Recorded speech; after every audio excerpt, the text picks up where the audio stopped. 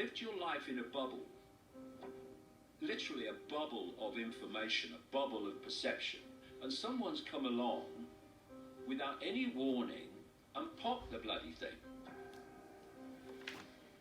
And suddenly everything that was outside the bubble was pouring in. So my mind is absolutely awash with information, concepts, insights. What the hell's going on? A chaotic mass of information and thought and everything. You say to people, who are you? That you say, well, I'm Bill, I come from Manchester and I drive a bus. No, that's what you're experiencing. Bill is the name of your current experience. What you are is consciousness having that experience. These are not who we are. They are experiences that our consciousness is having, our awareness is having. And once you start self-identifying with the label, you start looking at yourself in terms of little me. I am my label. I am Ethel who works on the checkout at Tesco. That's all I am. No, you are an expression of infinite awareness having an experience called Ethel on the checkout. And this might seem like esoteric navel-gazing, but it's not. It's a totally different way of interacting with the world, and it's a total different way of self-identifying yourself. Because when you say I am are, and the labels then follow, you are self-identifying with limitation. You're self-identifying, I am my experience. And if I'm born in Leicester in a working class council house, then that defines me. That's who I am. No, that's just where you were born.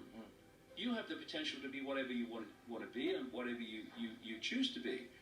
But what we've got now is a massive extension even of that, whereby your label is everything. Not only are people defining themselves by the labels, the world is increasingly defining them more than ever before by them. And this is where what we call today identity politics comes from, where it's not about what is right or fair or just, which is surely the way to look at anything. It's how does this affect my label? So people are constantly judging the world by how it affects their label, instead of saying, well, hold on a minute, never mind all that. Is it right? Is it fair? Is it just? No matter what label we're talking about, is it fair? Is it just? Is it right? And so what you have is a situation where we have developed this belief among increasing numbers of people, particularly young people through the universities and colleges, whereby you judge everyone by a group, and then you tag the group whether it's good or not good. So therefore, instead of seeing a world of individuals with individual thoughts, opinions, observations, you judge everyone by a group. All these things are within us, and experience brings them out. And if you don't have experience, often they don't come out. What we've been developing is a population of emotionally weak people who perceive themselves in terms of victims. When you have challenges in life and you meet them, it brings something out of you. If you said to me, who are you? I would say I am awareness. I am a state of being aware. Forget the body, forget everything. In my base form, I am a state of awareness. I am a point of attention within an infinite stream of awareness. And you are a point of attention in the same stream of awareness, and so is everybody else.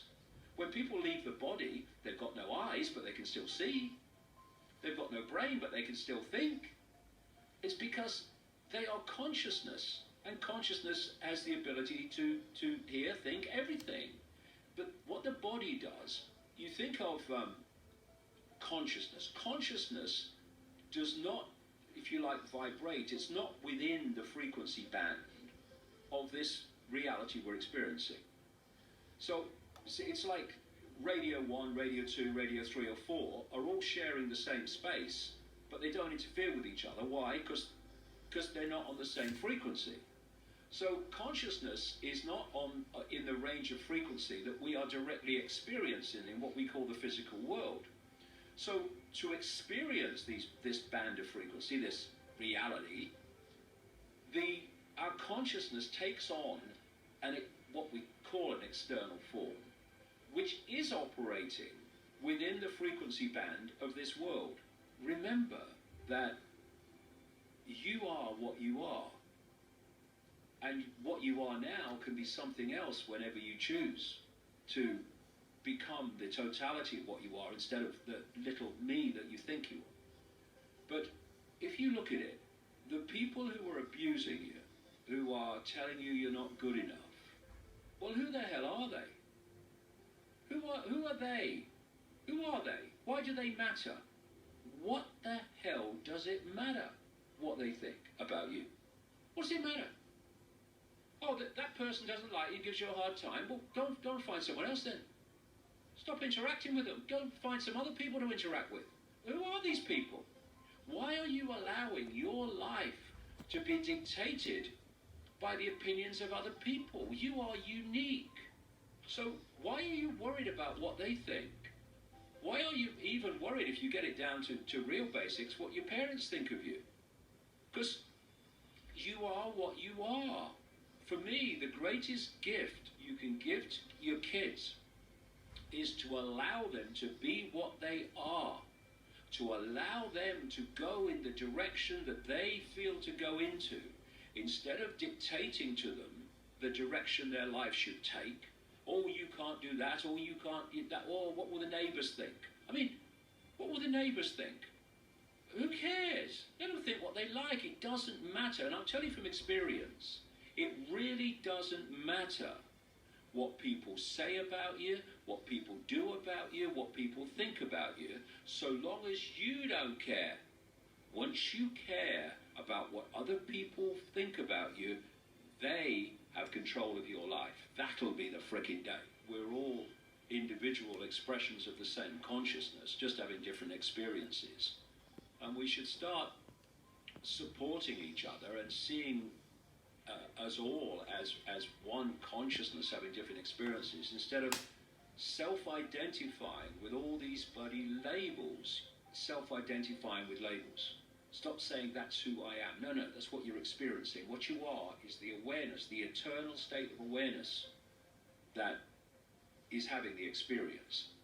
And if you come from that point of view, the slings and arrows of outrageous fortune and outrageous abuse and Twitter storms are like, but if you identify with the labels, it becomes massive, it becomes all-encompassing. The world is controlled and humanity is controlled and controls itself and creates the very ground for which divide and rule is impossible, which allows the few to control the many, through its obsession with labels. When you're in a world, a programmed world with such narrow programmed perceptions of reality, if you stray beyond that, you're gonna get laughed at, you're gonna get ridiculed, you're gonna get abused. So what? It doesn't matter. It only matters if you think it matters.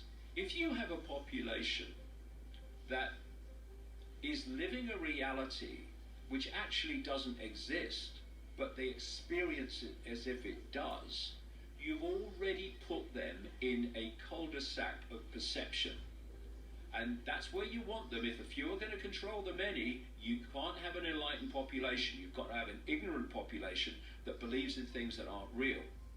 We are seeing now, daily, freedom of speech and censorship being increased and increased and increased towards that desired outcome of deleting all information that the authorities don't want people to see. Freedom of speech is freedom of speech, the freedom to speak. It's not freedom to speak what is acceptable, it's the freedom to speak. And once anyone is censored, freedom of speech is dead, because what's left is only what is acceptable to speak, and that's not freedom of speech. And then what they've done, and what they're doing all the time, is squeezing that acceptability, so freedom of speech gets narrower and narrower until it disappears altogether. And so what we have is a situation where if people are allowed to say and communicate whatever they want, that is a situation where no authority in any form has the power to decide what people see and hear.